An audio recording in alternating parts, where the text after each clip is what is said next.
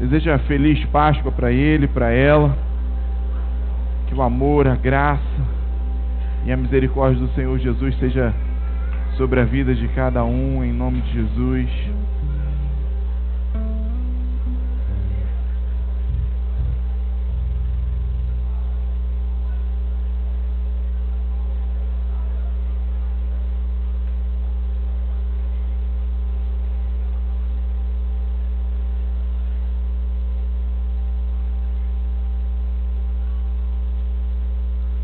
Aleluia.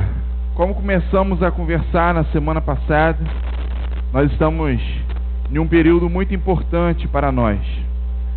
Período de comemoração, de celebração da Páscoa, que representa a morte, mas não só a morte, a ressurreição de Jesus. Por isso temos um tema, uma proclamação para a Páscoa desse ano. Qual é a proclamação da Páscoa desse ano? Tem uma pessoa aqui prestando atenção e tem mais uma ali mais ou menos. Vou esperar o pessoal se acalmar, se organizar, para que a gente possa caminhar junto em nome de Jesus. Qual é a proclamação da Páscoa desse ano? Isso, agora engrenaram. Agora a gente está online. Tinha caído a conexão, né? Acontece, de vez em quando acontece isso, cai a conexão.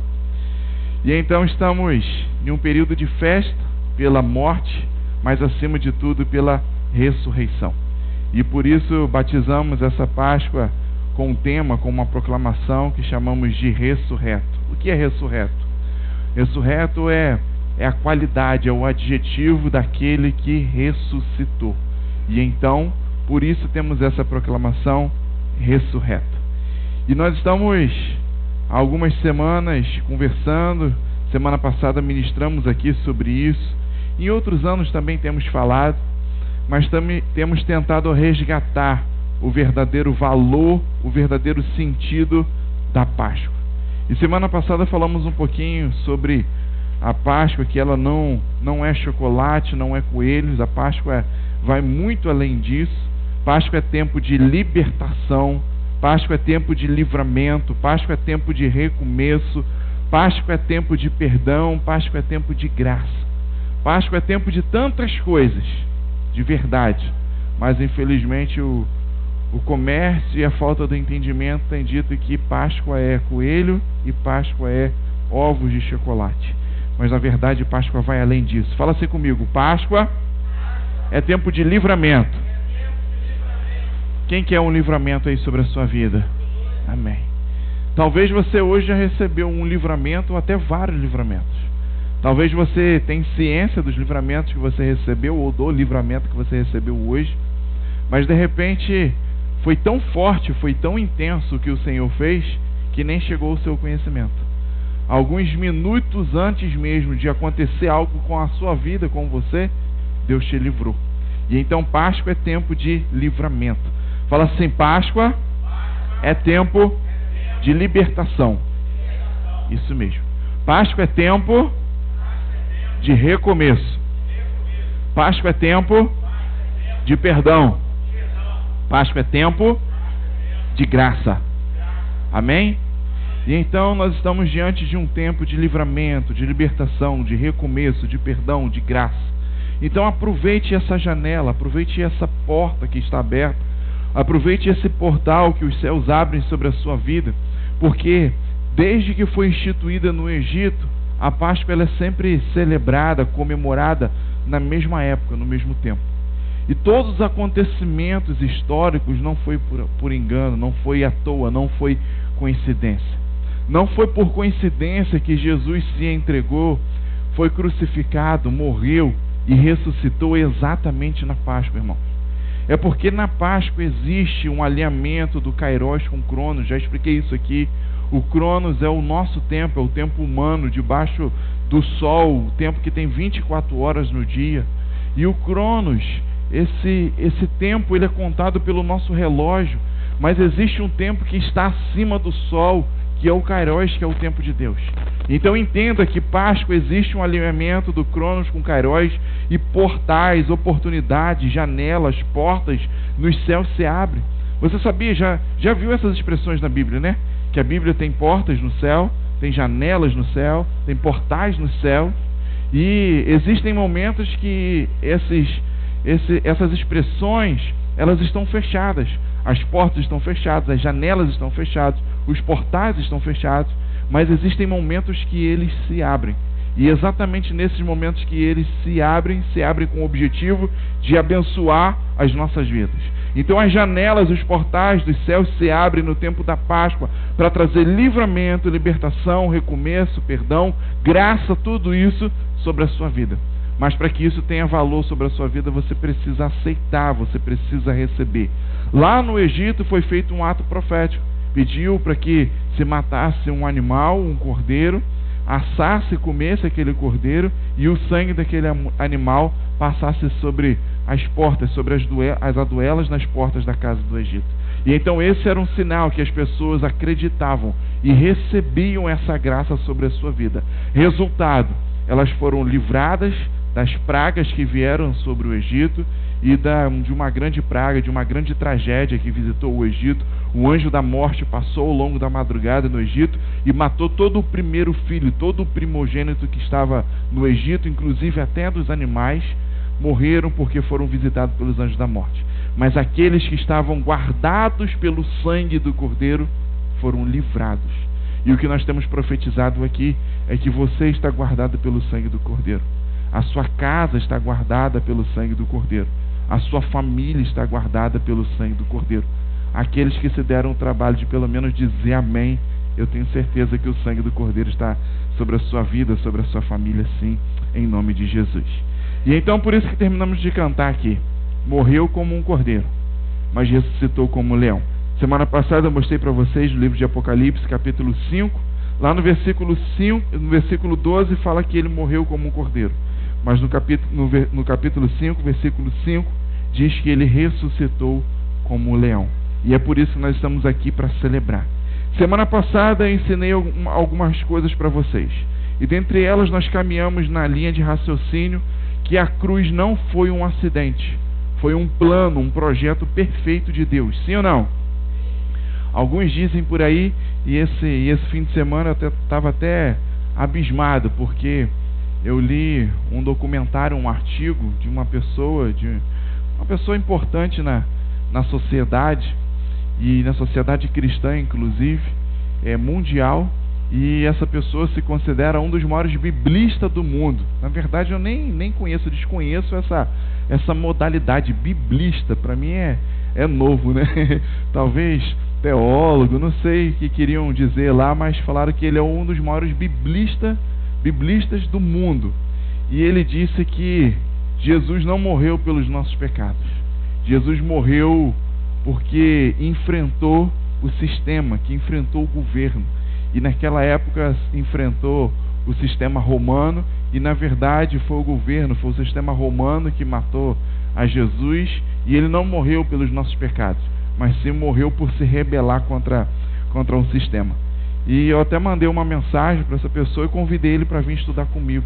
Falei, vem um dia só, um dia é suficiente, não precisa perder muito tempo não, vem um dia só, e eu garanto que você vai voltar para sua terra, para sua cidade, com essa teoria aí revogada. Eu tenho certeza que você vai escrever e vai cancelar essa besteira que você falou.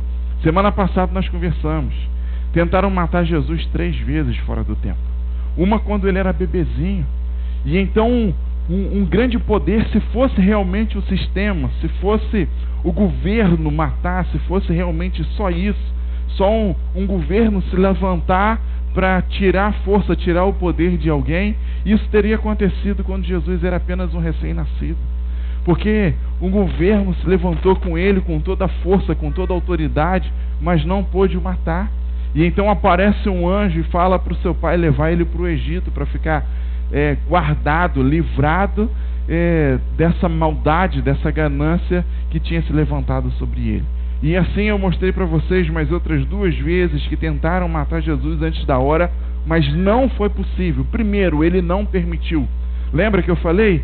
Ele se disfarça, ele atravessa simplesmente no meio das pessoas, vai embora e ninguém consegue fazer nada contra Jesus. E então, primeiro, ele não permite. Segundo, eles não têm poder, eles não têm autoridade para isso. Por quê?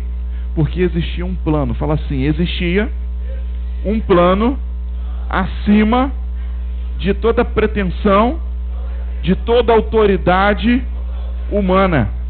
Existia um projeto do Deus eterno e soberano.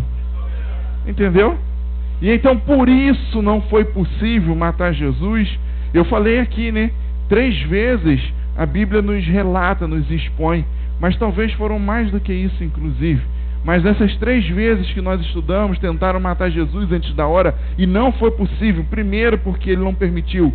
Segundo, que eles não tiveram autoridade, capacidade para isso, porque existia um plano, existia um projeto de Deus e esse plano estava apontando para a minha e para a sua vida.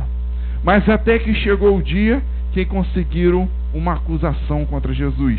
E é isso que vamos terminar de estudar hoje. Abra sua Bíblia, por favor, no Evangelho segundo João. Evangelho de Jesus segundo João. Mateus, Marcos, Lucas, João. 4º Evangelho. Aqueles que nos visitam nessa noite, nossos discípulos vão compartilhar com você aí a Bíblia, vão dividir com você para você acompanhar a leitura. Ou então, se você trouxe a sua Bíblia, vamos te ajudar a encontrar. Então, os discípulos, por favor, dão uma olhadinha para a sua direita, para a sua esquerda e ajudem aí os nossos irmãos a encontrar o livro de João, o Evangelho de João, no capítulo 2.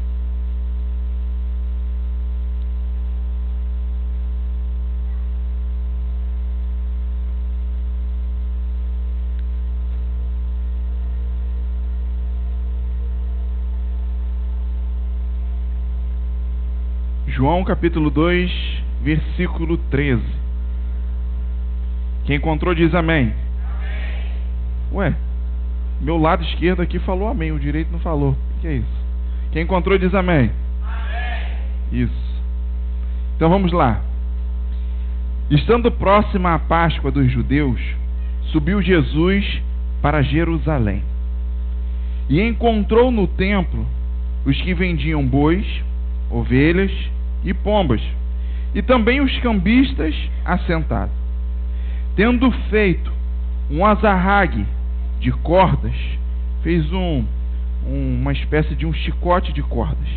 Tendo feito um azarrague de cordas, um chicote, expulsou todos do templo, bem como as ovelhas e os bois, e derramou pelo chão o dinheiro dos cambistas, virou as mesas, e disse aos que vendiam as pombas: tirai daqui essas coisas, não façais da casa do meu pai uma casa de negócios.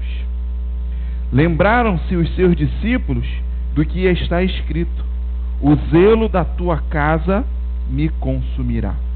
Perguntaram-lhe, pois, os judeus: que sinal nos mostras para fazer essas coisas? Jesus lhes respondeu: destruí este templo, este santuário, e em 3 dias o reconstruirei. Replicaram os judeus: em 46 anos foi edificado esse santuário, e tu em 3 dias o levantarás? Ele, porém, se referia ao santuário do seu corpo. Jesus se referia a qual santuário, irmãos? Do seu corpo. É importante você entender, memorizar isso, porque naquela época eles não entenderam exatamente isso. Versículo 22. Quando, pois, Jesus ressuscitou dentre os mortos, lembraram-se os seus discípulos de que ele dissera isto, e creram nas Escrituras e creram também na palavra de Jesus. Só até aqui. E então precisavam de uma acusação contra Jesus. Precisavam de uma acusação para o prenderem. Precisavam de uma acusação para o matarem. E então começaram a procurar essa acusação. E aqui nesse texto que nós lemos aqui, nesses versículos que nós lemos, surge exatamente daqui o fundamento, o embasamento dos doutores da lei daquela época. Surgiu daqui a motivação, o argumento legal para que pudessem prender, condenar Jesus e o matar. E então Jesus disse assim, eu queria que você olhasse aqui mais uma vez comigo, para que a gente não tenha dúvida, para que a gente consiga ficar bem entendido, bem esclarecido. Jesus disse assim, no versículo 17, lembraram os seus discípulos do que está escrito, o zelo da sua casa me consumirá.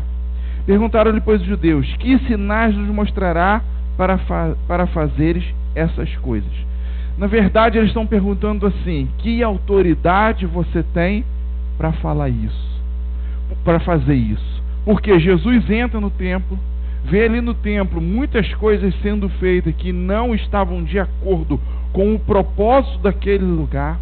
Em Mateus, em Marcos, em Lucas, na mesma passagem que se refere a esse episódio, esse acontecimento, eles relataram essa fala de Jesus. Jesus disse, a minha casa será chamada casa de oração. E então eles falam com aquelas pessoas que estavam ali, pare de fazer da casa do meu pai outras coisas que não é a oração. Estão fazendo dela uma casa de negócios, e a casa do meu pai não é uma casa de negócios, é uma casa de oração. Por que ele estava falando isso? Porque ele chega no templo e ele encontra ali pessoas vendendo animais para fazer sacrifício, não era o lugar.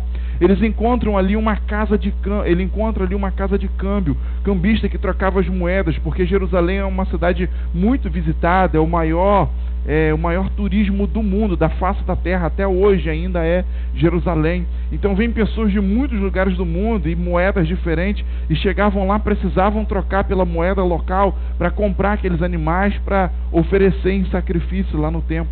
E então tinha uma casa de câmbio, tinha reunião política, tinha tudo no templo. A única coisa que Jesus não encontrou lá no templo foi alguém se reunindo para orar, alguém se reunindo pelo propósito central, pelo ensino, pela oração, para servir, para adorar a Deus com integridade. E então Jesus se enfurece com aquilo, vira aquela mesa, expulsa todo mundo de lá, coloca os animais para fora, coloca aquelas pessoas para fora, entorna aquele dinheiro pelo chão, derrama aquele dinheiro pelo chão.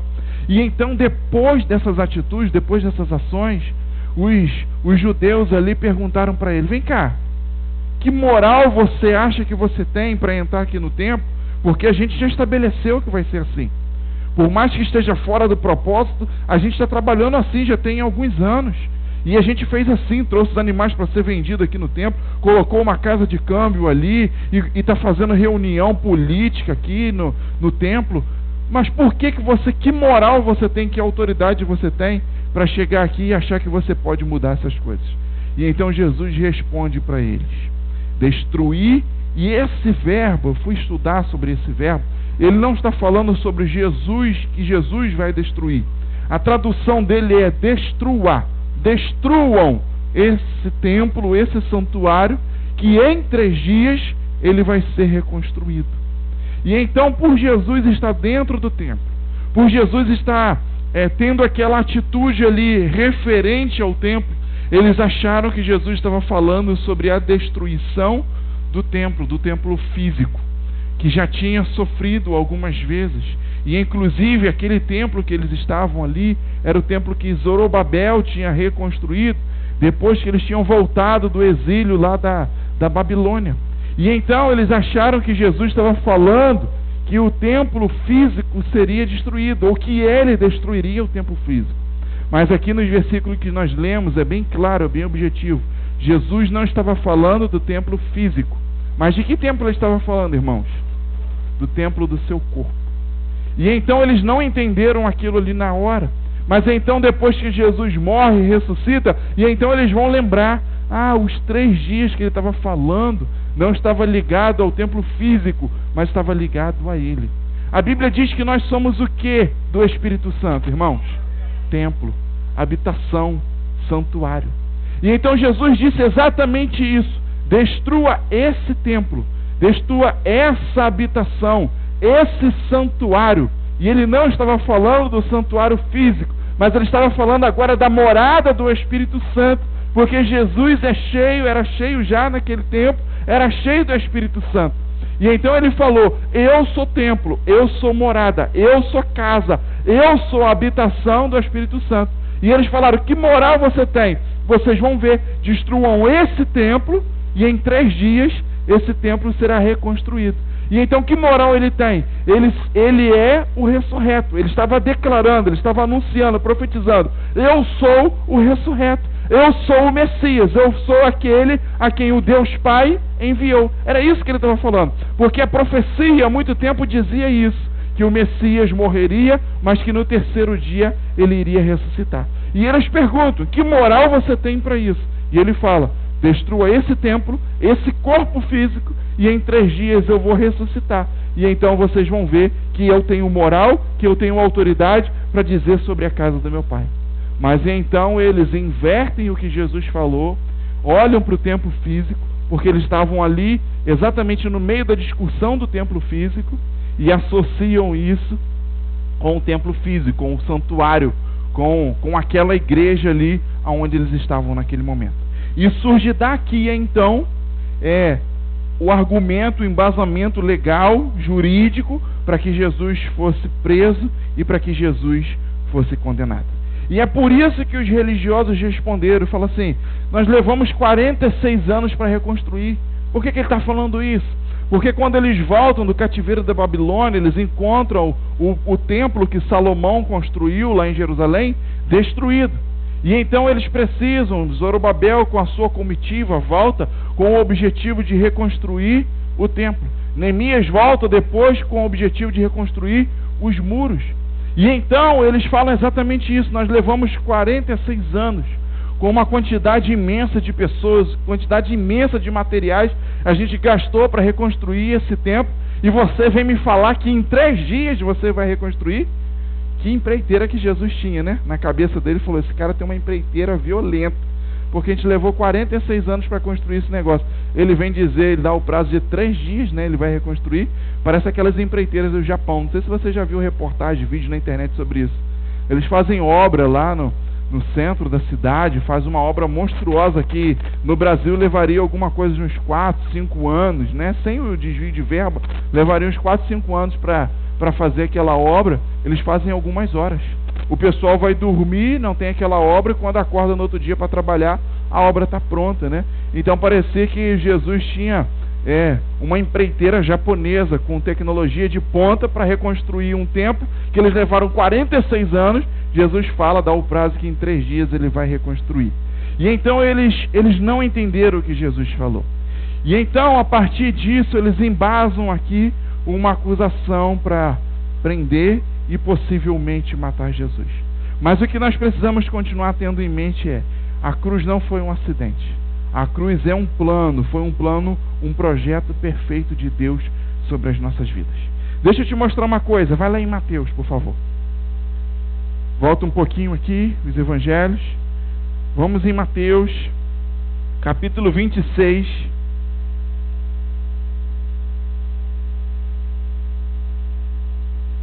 Eu não sei se você prestou atenção, lá em João diz que estava se aproximando a Páscoa.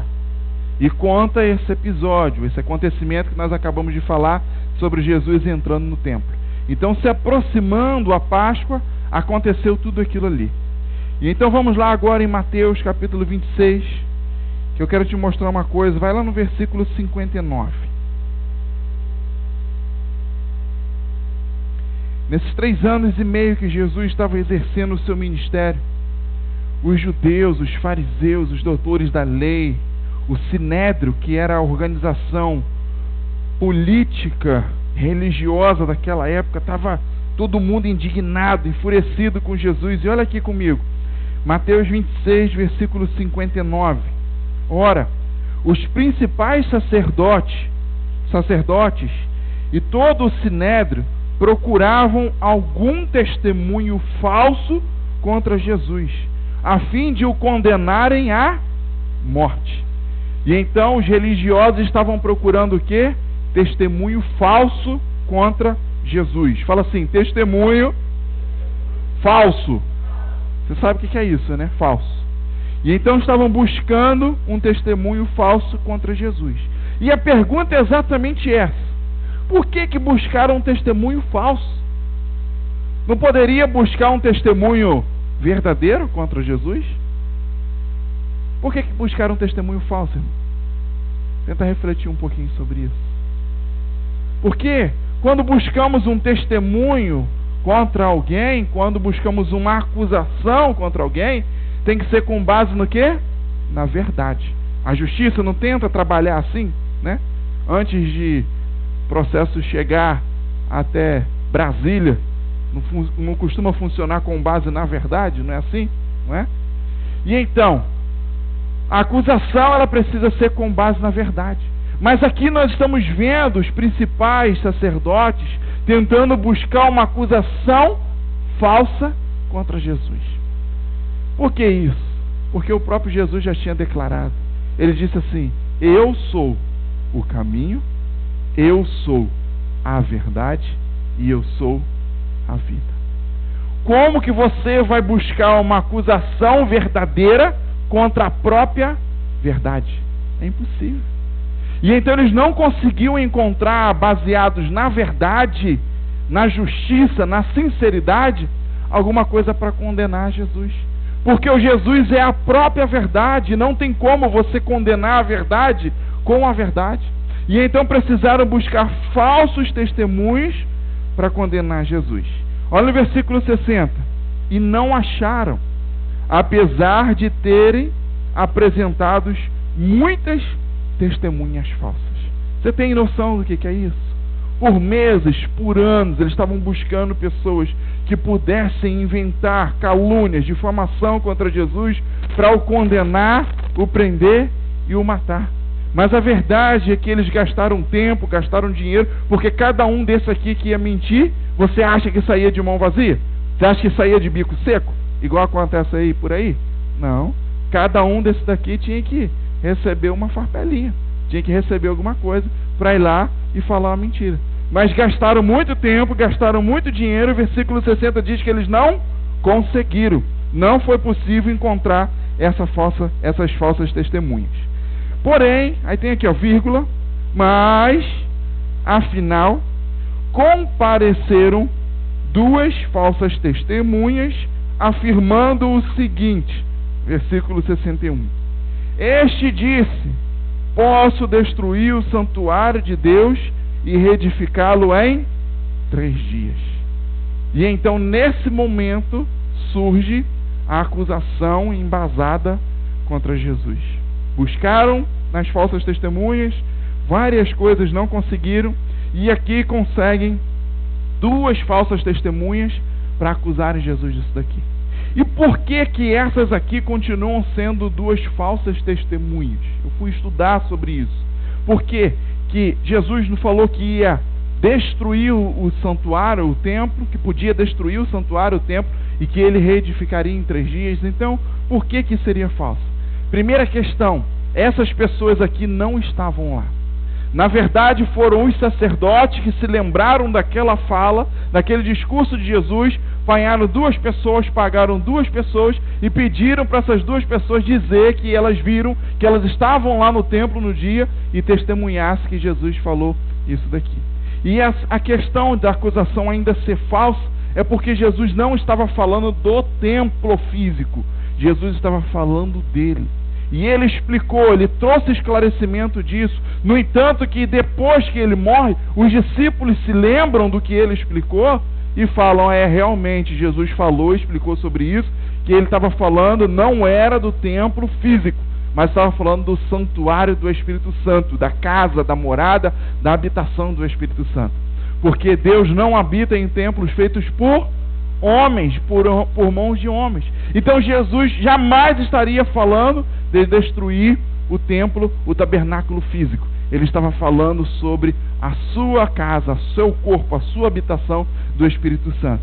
E então conseguem essas testemunhas, e elas vão lá diante do sinédrio, diante de um julgamento, e falam: esse daí disse que que ele iria destruir, e ele não falou isso, ele falou: destruam, podem destruir, o verbo no original diz isso, destruam o santuário, que em 3 dias eu vou reedificá-lo. E então eles distorcem e diz: ele disse que ia destruir o templo. E então eles dizem: pronto, já é suficiente, agora nós temos uma acusação contra Jesus.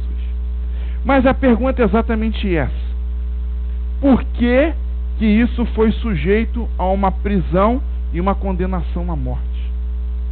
Porque Jesus poderia falar que ele iria destruir o templo, mesmo o templo físico, embora ele não estivesse falando isso. Mas por que Jesus não poderia falar que ele iria destruir o templo físico? Esse templo já tinha sido destruído em outro momento. A Babilônia, quando vai lá e sequestra todo mundo lá em Israel e leva para o cativeiro na Babilônia, Nabucodonosor manda destruir o templo em Jerusalém. Já tinham feito isso em outro momento. Depois desse episódio aqui, o templo depois foi destruído novamente. E a questão é essa: Jesus, quando Nabucodonosor vai lá e destrói, os sacerdotes não se levantam para prender Nabucodonosor e para condená-lo à morte. E a pergunta é essa: por que Jesus, quando fala, eles interpretam, eles supõem que Jesus está falando que vai derrubar o templo? Por que então eles encontram aí uma argumentação dentro da lei, uma base na lei para poder prender e matar Jesus? Vai comigo na sua Bíblia, no livro de Esdras.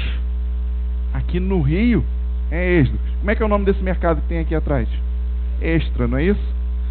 Quem é mineiro fala que vai ler Esdras. É o mesmo livro, não tem problema não. Seja Esdras, seja Esdras, vai ser o mesmo livro. Mineiro fala que o nome daquele mercado ali é Extra. Eu acho que o nome daquele mercado é Extra. E inclusive na propaganda, na televisão lá em Belo Horizonte, eu ouvi isso, fala Extra. Venha no Extra que está na promoção. Falei, ia lá ter na televisão, fala Extra. E então, se você é pro lado de Belo Horizonte, Minas Gerais, você vai falar Esdras. Se você é carioca, você vai falar Esdras. Seja lá, você fala Esdras também. E o mercado é o quê? Então você tá doido, porque uma coisa você fala de um jeito, outra, entendeu? Tem que ser uma coisa igualzinho. Se é Esdras, é extra também. E se é Esdra, é extra. Entendeu? Mas seja lá o que for, enquanto isso eu estou enrolando para você conseguir achar o livro, né? Achou? Vai em Neemias e volta, aí você vai encontrar, né? Ou então vai em Crônicas, passa a primeira, a segunda e encontra o livro, né? Porque não é usual você ler Esdra ou Esdras, né? Aí eu estou aqui contando a historinha para você achar. Deu tempo de achar, irmão? Então tá bom. Então deixa esse negócio do português para lá. Vai lá no capítulo 6 comigo, por favor.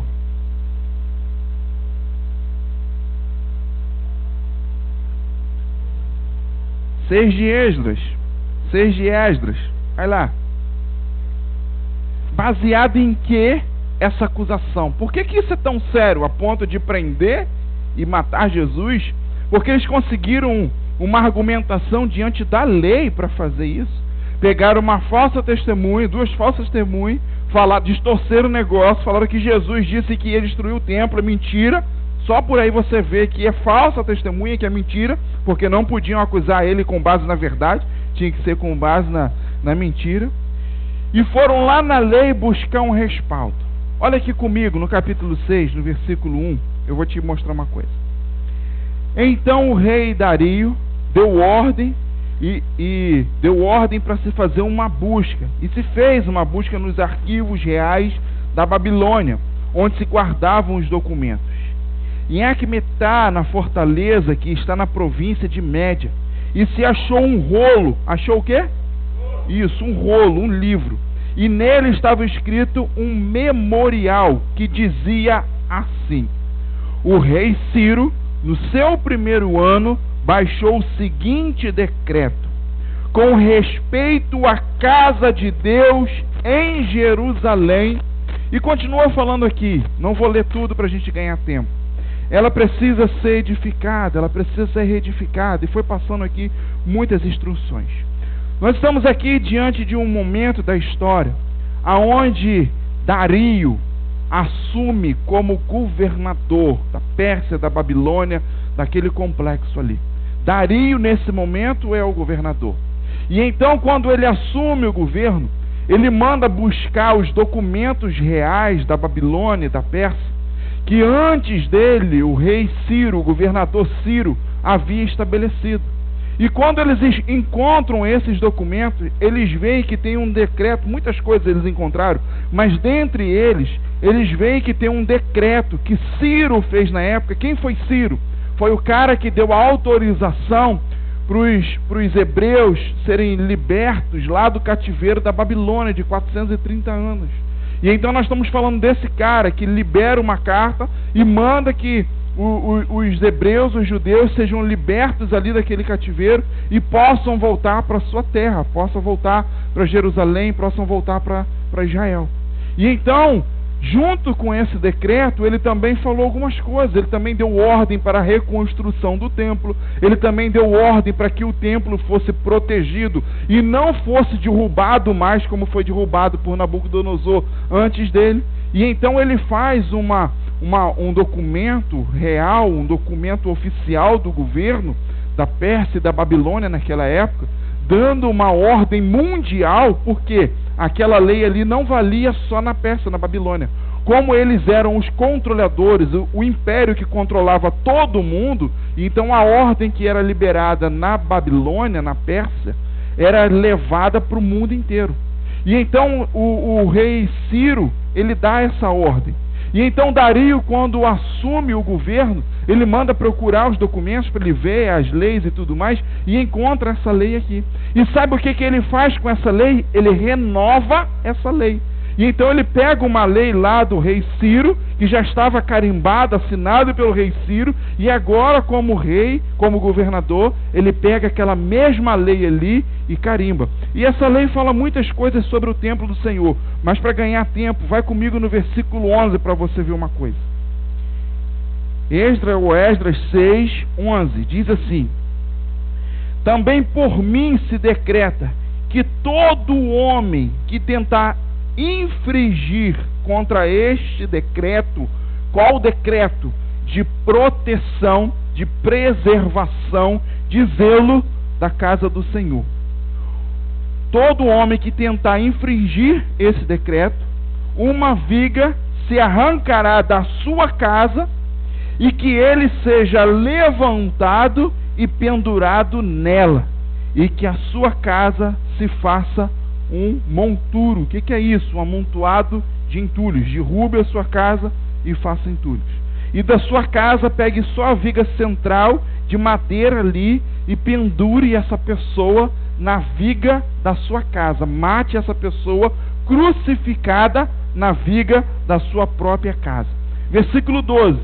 O Deus, pois, que fez habitar ali o seu nome, derrube a todos os reis e povos que estenderem a mão para alterar esse decreto ou para destruir a casa de Deus, a qual está onde? Em Jerusalém. Presta atenção que ele está na Babilônia, ele está na Pérsia, mas está dando uma ordem, um decreto para Jerusalém. Está falando sobre o templo de Jerusalém. Eu, Dario, baixei o decreto e que esse execute, que se cumpra com toda diligência ou com toda pontualidade. Ponto final. Aqui está a lei. Existia uma lei desde Ciro de Ciro, renovada por Dario, que ninguém poderia levantar a mão contra o templo, contra o santuário. Por que isso? Porque Nabucodonosor já havia destruído o templo que Salomão havia construído. E então, para evitar que isso acontecesse de novo, que outros impérios, seja ele o da Babilônia, da Pérsia, o romano, ou seja ele qual for, se levantassem depois de novo, descontentes com os judeus, com o Deus dos judeus, e fizesse alguma coisa contra o templo, e então tanto Ciro quanto Dario fizeram uma lei mundial dizendo: ninguém faça nada contra o templo. Se alguém tentar destruir, se alguém tentar depredar o templo do Senhor, o santuário do Senhor, pode pegar esse cara, está falando de quebrar um vidro, de quebrar uma coisa, é exatamente isso. Se alguém fizer alguma coisa contra o zelo da casa do Senhor, pega esse cara, vai lá na casa dele, destrói a casa dele todinha, quebra tudo, pega a madeira da casa dele, a viga central da casa dele, leva, corta aquela viga, prega ele naquela viga, pendura ele e deixa lá ele até ele morrer. Essa era a condenação, esse era o castigo para aqueles que se levantassem contra o templo. E mais eles dizem aqui, não só destruir, mas também ninguém tem autorização para mudar a lei. A lei é essa, está estabelecida, e se alguém um dia tentar mudar essa lei, que ele também sofra a mesma coisa. Se for uma pessoa, que ele seja preso, destrua sua casa, pegue a madeira e crucifique ele. E se for um império, se for um reino, que o próprio Deus destrua esse reino, destrua esse império. Só a título de curiosidade, nesse templo que Jesus estava, que foi o templo reconstruído por Zorobabel e também reformado por Herodes, nesse templo que Jesus estava, no ano 70 depois de Cristo, depois que Jesus morre e ressuscita, no ano 70 depois de Cristo, se levanta o Império Romano e vai lá contra o templo, chefiado por Tito, pelo rei Tito na época, vai lá contra esse templo e faz o quê? Destrói, derruba esse templo. Inclusive até hoje, ano 2018 depois de Cristo, o templo não foi reconstruído mais. Existe expectativas e promessas que ele seja reconstruído mais uma vez, mas até hoje o templo não foi reconstruído. Quem então destruiu no ano 70 depois de Cristo o santuário? Tito, o rei romano. E o que aconteceu com o Império Romano logo após isso? Foi destruído. Na verdade, o Império Romano, de todos os impérios mundiais, ele foi o maior. Mesmo assim, o maior império foi destruído. E por que esse império foi destruído por pessoas? Foi destruído por alguém? Não. Pelo próprio Deus. Porque essa lei estava valendo. Então a lei em si era verdadeira. Mas Jesus não estava falando sobre o templo, porque Mateus, Marcos e Lucas dizem isso, que ele entra lá e fala, isso aqui é a casa do meu Pai. A casa do meu Pai será chamada casa de oração. E eles perguntam, mas que moral você tem para sair virando tudo, jogando tudo fora, soltando os bichos, abriu as gaiolas, as pombinhas voaram tudo. Por que você está fazendo isso? Que moral você tem para fazer isso? E ele falou, destrua esse templo aqui que você vai ver. Em 3 dias ele vai ser reedificado. E então eles não entendem, distorcem tudo, vêm aqui na lei e buscam aqui um respaldo para julgar, condenar e matarem a Jesus e crucificarem a Jesus. E então, irmãos, presta atenção numa coisa. Após esse momento aqui, encontraram um respaldo legal para a condenação de Jesus. Jesus, após esse momento aqui, ele vai ser interrogado, ele vai ser julgado 6 vezes. 3 vezes pelo caráter religioso e 3 vezes pelo caráter do governo, pelo caráter civil. E então foram 6 julgamentos que fizeram para Jesus. E isso demandou um tempo.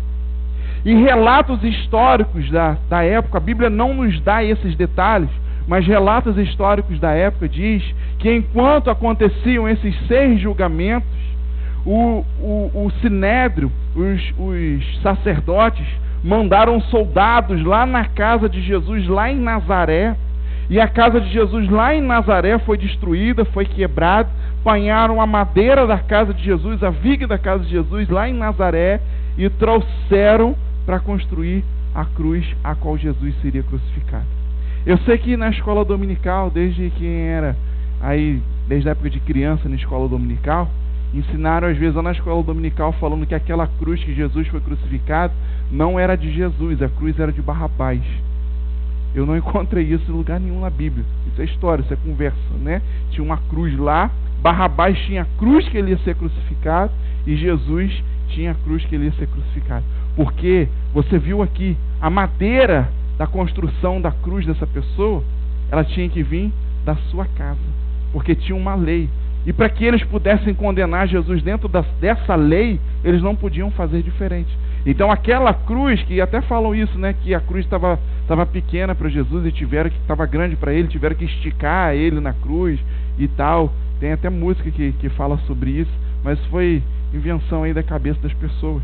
E na verdade, Jesus estava aqui agora com a sua cruz pronta já estava preso, já estava condenado e a sua cruz já estava pronta.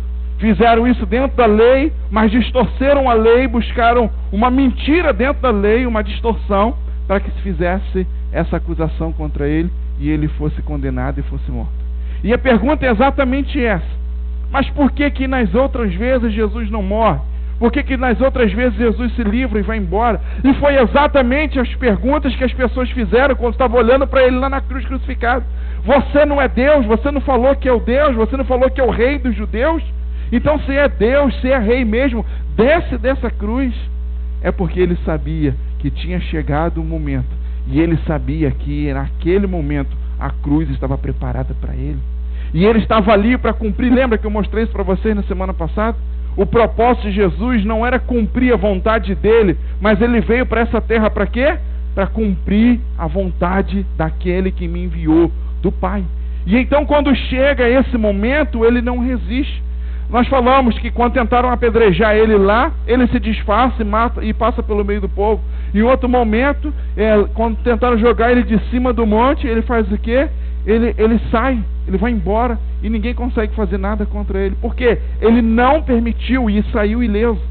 E então, se não houvesse chegado o tempo, não tinha acusação romana, não tinha falsidade, não tinha mentira, não tinha duas testemunhas, não tinha nada, meu irmão, que pudesse prender e condenar Jesus. Porque da mesma forma, quando ele era recém-nascido e apareceu um anjo e levou ele para o Egito, também apareceria um anjo, apareceria milícias, legiões de anjos aqui, iriam defender, proteger Jesus. Mas acontece que o Kairos e o Cronos se alinharam. Estava na Páscoa e havia chegado o momento do Cordeiro ser entregue, do Cordeiro morrer, do seu sangue ser derramado por mim e por você, para colocar um ponto final na história, meu irmão, para concluir, para completar o plano que Deus tinha executado, tinha elaborado desde o Éden, desde o jardim, meu irmão. E então chega nesse momento que Jesus é preso, é condenado e agora só falta executar, só falta matar. Mas tem mais um detalhe nessa história. Abre comigo sua Bíblia no livro de Levítico, por favor. Deixa eu te mostrar esse detalhe.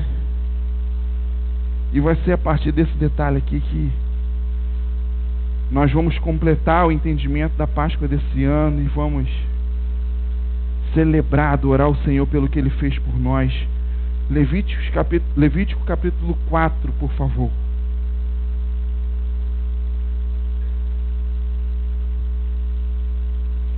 Jesus fala que vai destruir o santuário, mas ele está falando do corpo dele.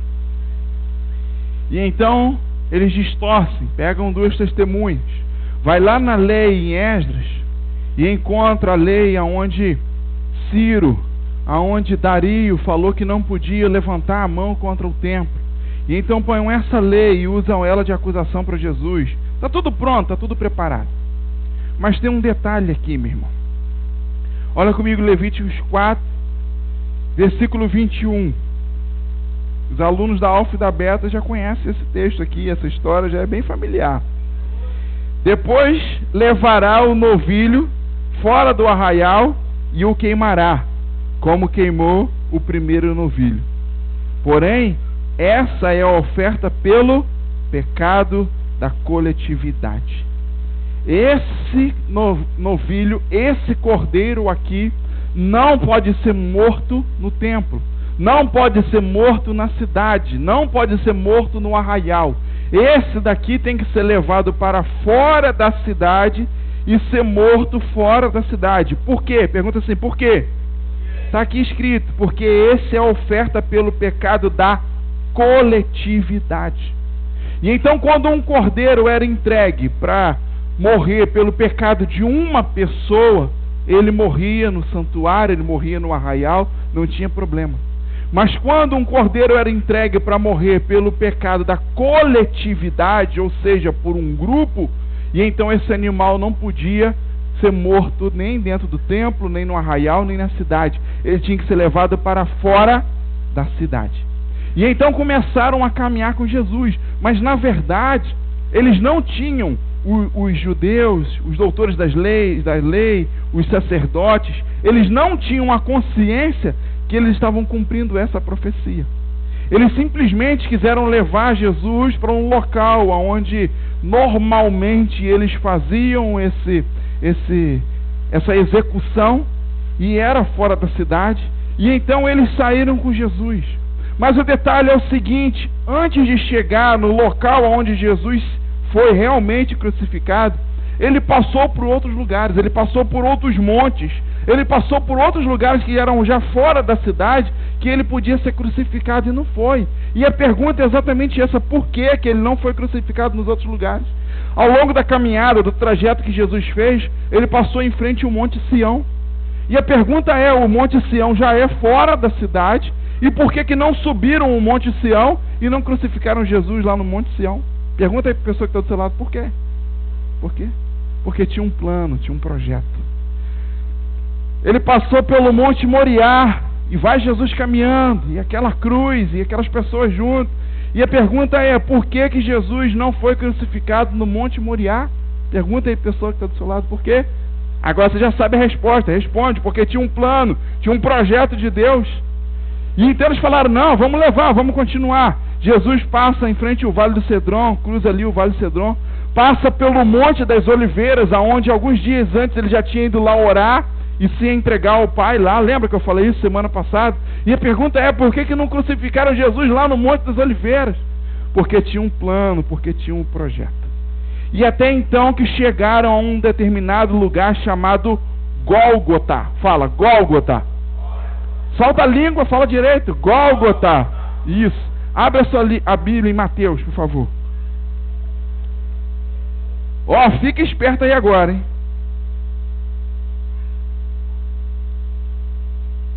Você vai sair daqui com o cabelo arrepiado, entendendo a revelação. Você vai sair daqui falando assim: não entendi nada. Abre aí, Mateus 27.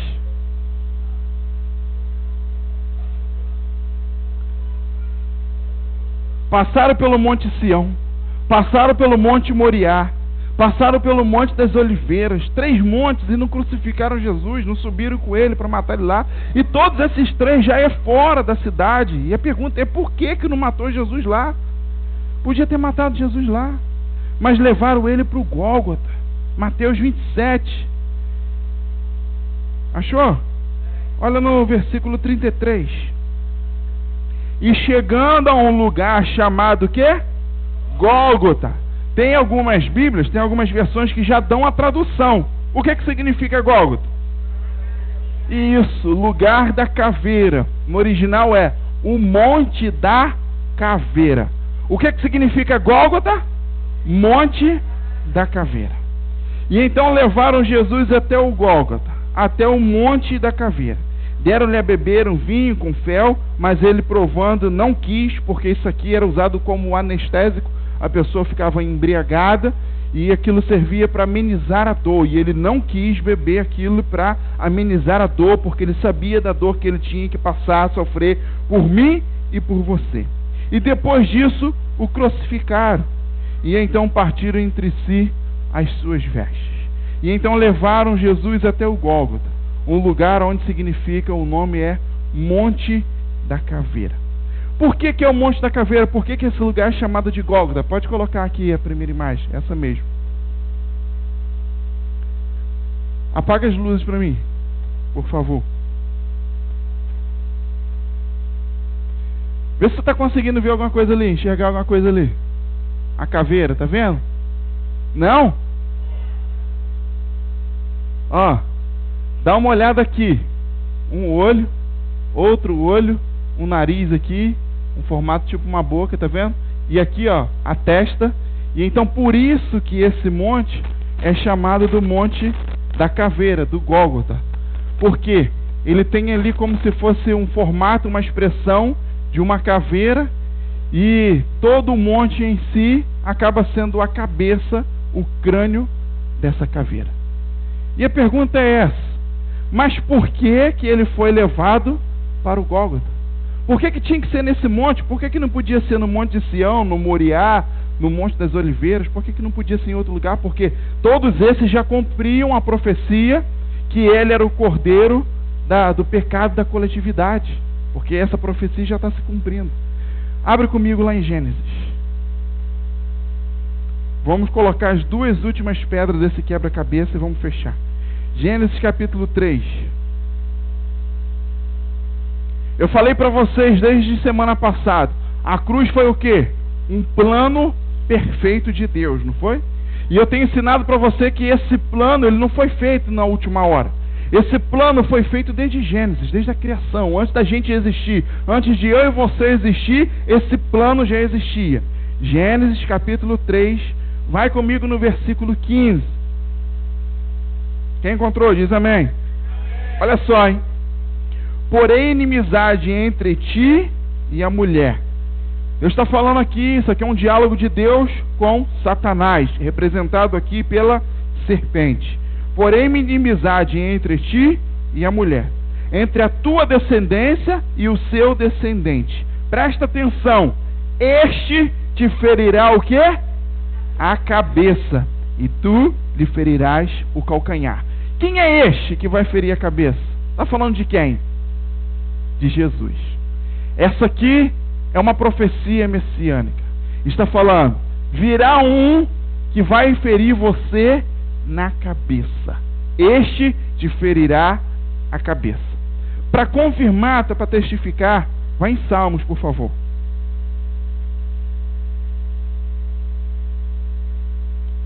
Salmos 68. Eu espero que você esteja anotando esses negócios. Quero ver você achar isso depois, de cabeça. Salmo 68, 21. Quem anotou aí? Pelo menos uma pessoa que anotou tudo. Ó, você que não anotou, fica esperto, ó.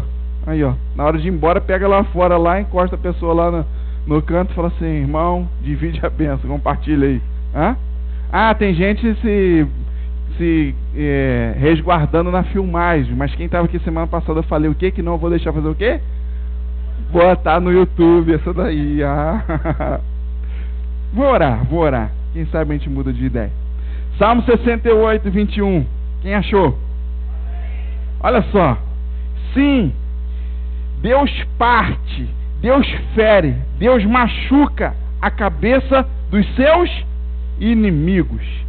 E o crânio cabeludo do que anda nos seus próprios deleitos. Deus vai ferir, Deus vai machucar, Deus vai quebrar, Deus vai partir a cabeça dos seus inimigos. Precisamente o crânio cabeludo, ou seja, uma expressão para o crânio cabeludo. E a pergunta é exatamente essa. Por que essa é uma profecia que se cumpre? Tenta memorizar comigo. Eu vou te mostrar uma imagem, mas tenta fazer isso na sua cabeça. Você está vendo aquela imagem ali? Jesus, ele fica lá em cima com algumas pessoas, os soldados, pessoas mais próximas, mais íntimas, podiam ficar lá em cima. Mas se lembre de uma coisa, era a festa da Páscoa. E Jerusalém estava lotada. Tinha nada mais, nada menos do que 1.200.000 pessoas a mais do que a população local de Jerusalém. Porque era a festa da Páscoa e todo mundo vai para Jerusalém na festa da Páscoa. E então existia uma multidão lá embaixo olhando aquilo que estava acontecendo, como plateia. E Jesus lá em cima, naquela cruz, e as pessoas olhando lá de baixo. Então a visão que as pessoas tiveram lá foi exatamente essa que você está tendo aqui. As pessoas não estavam lá em cima do monte, mas elas estavam lá embaixo, olhando lá para cima. E estavam tendo essa visão aqui, vendo o Gólgota, vendo a caveira, vendo a cara, a cabeça da caveira, e algumas pessoas ali em cima da cabeça da caveira. Agora pensa comigo numa espada. Tenta imaginar uma espada. A espada tem esse formato e tem esse formato. Sim ou não? Sim. Se você pegar uma espada e enfiar, essa espada ela tem a parte de baixo grandona. Mas se você pegar uma espada e enfiar essa espada até uma determinada altura, o que é que vai sobrar ali daquela espada? Vai sobrar uma parte assim, pequena, e uma parte assim, não é? Olha para essa cruz e vê se você consegue imaginar que essa cruz é uma espada que está enfiada em algum lugar. Tenta imaginar que essa parte de baixo ela é maior, ela é bem mais comprida, e que ela está enfiada no chão, está enfiada na terra. E então é possível você comparar essa cruz com a espada? Sim ou não? Coloca outra imagem aí, Joyce, por favor. Agora apaga. Foi isso que aconteceu lá no Gólgota. A promessa que estava feita lá em Gênesis. Vai vir alguém, vai nascer alguém que vai te ferir na cabeça. A promessa que foi renovada lá em Salmos. Virá aquele que vai ferir o seu crânio cabeludo, o seu crânio, a sua cabeça. E então foi por isso que Jesus foi levado exatamente para o Gólgota, porque lá era o Monte da Caveira. E quando Jesus é crucificado, eles abriram um buraco no chão. A cruz estava deitada, Jesus foi crucificado deitado. E então fizeram um buraco e depois levantaram a cruz. E quando levantaram a cruz, tiveram que enterrar um pedaço da cruz ali dentro daquele buraco. Então quando enterram o buraco, a cruz dentro daquele buraco, e olham lá para cima, foi exatamente essa imagem que as pessoas viram. A espada do Deus Todo-Poderoso, a espada do Eterno, sendo enfiada na cabeça de Satanás e se cumprindo o que ele prometeu desde Gênesis. Vai vir aquele que vai ferir a sua cabeça. Houve um homem que lá no jardim errou tudo, fez tudo errado, mas teve um homem que lá no jardim também consertou tudo e consumou aquilo que o seu pai havia planejado. Se você entendeu essa mensagem, fique de pé no seu lugar e se expressa, agradece ao Senhor, louva a Ele pelos seus detalhes, agradece a Ele, meu irmão. Eu acho que uns 2 ou 3 entenderam. Se você entendeu, você pode aplaudir, você pode glorificar, porque já era, meu irmão. A caveira perdeu, a cruz, a espada desceu no crânio dele, e é por isso que nós dizemos, ele está derrotado. Porque você sabe disso, uma pessoa toma uma pancada, uma simples pancada na cabeça, ela está morta. Agora imagine uma espada sendo cravada na cabeça, com certeza ela está morta. E é por isso que nós temos a certeza da vitória. E foi por isso que Jesus se entrega, e ele foi aquela oferta que estava pendurada ali naquela espada. O sangue que foi derramado foi o sangue de Jesus, para ninguém mais poder voltar atrás, para ninguém mais poder revogar, para ninguém mais poder tentar mudar a lei, mudar o decreto, como se tentaram fazer em outros momentos. Por isso que nós estamos afirmando, a cruz não foi um acidente. A cruz foi um plano, a cruz foi um projeto, e um projeto perfeito, que foi executado completamente, irmãos. Tiveram muitos líderes aí que morreram, que deram a sua vida por pessoas, por causas. Mas existe uma grande diferença desses líderes para o nosso líder, desses líderes daí para o nosso Jesus. É porque todos esses deram a sua vida e ficaram presos pela morte. Mas o nosso não, o nosso é o ressurreto. O nosso Jesus, ele ressuscitou. Não só cumpriu com cada detalhe esse plano que Deus deu para ele executar, meus irmãos, mas como o nosso Deus, ele ressuscitou. E foi por isso que disseram que depois que Jesus ressuscitou, os discípulos se lembraram que ele não estava falando do templo físico, mas ele estava falando dele, porque ele falou, em 3 dias ele vai ser reerguido, e no 3º dia Jesus ressuscita.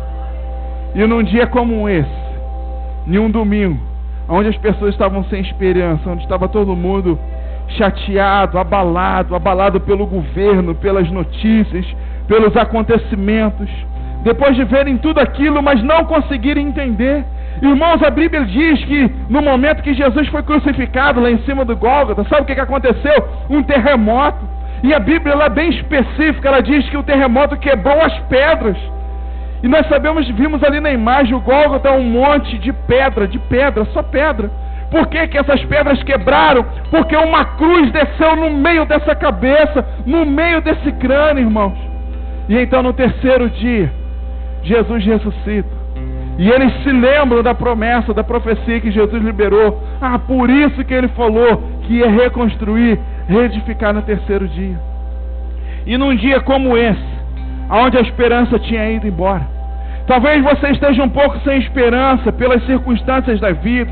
Talvez notícias que você tem visto na televisão, talvez notícias que pessoas têm te dado, talvez diante de resultados da sua vida, você tem perdido a esperança. Mas num dia como esse também, onde todo mundo estava sem esperança, mulheres foram a um lugar de choro, mulheres foram a um lugar de pranto, de lamentação, foram a um lugar de luto, que foi no cemitério, que foi num sepulcro. E quando chegaram lá, foram ungir o corpo de Jesus. Mas diz a história que elas chegaram lá e o corpo de Jesus não estava mais lá. No domingo cedinho, irmãos, o sol tinha acabado de nascer, de raiar, e as mulheres já correm para lá. Mas quando chegam lá, não encontram o corpo de Jesus, mas são surpreendidas por um anjo lá dentro. O anjo estava lá só para entregar um recado.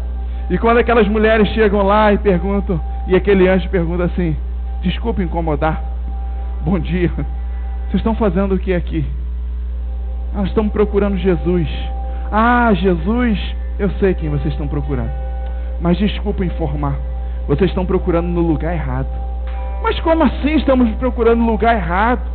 Jesus foi morto e ele foi enterrado aqui nesse sepulcro. Eu tenho que ir no sepulcro ao lado, eu tenho que ir no túmulo ao lado. Não é esse aqui o túmulo de Jesus? Esse é o túmulo de Jesus. Mas a questão é que vocês estão procurando entre os mortos aquele que não está morto. Ele ressuscitou.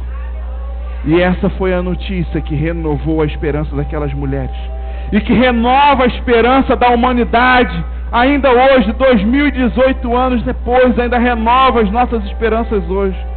Meu irmão, a minha oração nessa noite é para que a sua esperança seja renovada, é para que a alegria na sua vida seja renovada, é para que esse tempo de Páscoa realmente seja um tempo de recomeço, um tempo de libertação, um tempo de graça sobre a sua vida, um tempo de cura sobre a sua vida. Que esse Kairos que está nesse momento estabelecido sobre as nossas vidas, que a janela que está aberta no céu, que a porta que está aberta no céu, estabeleça esse tempo sobre a sua vida, que traga uma mudança, que traga uma virada, que traga uma revelação sobre a sua vida, porque Deus se preocupou nos mínimos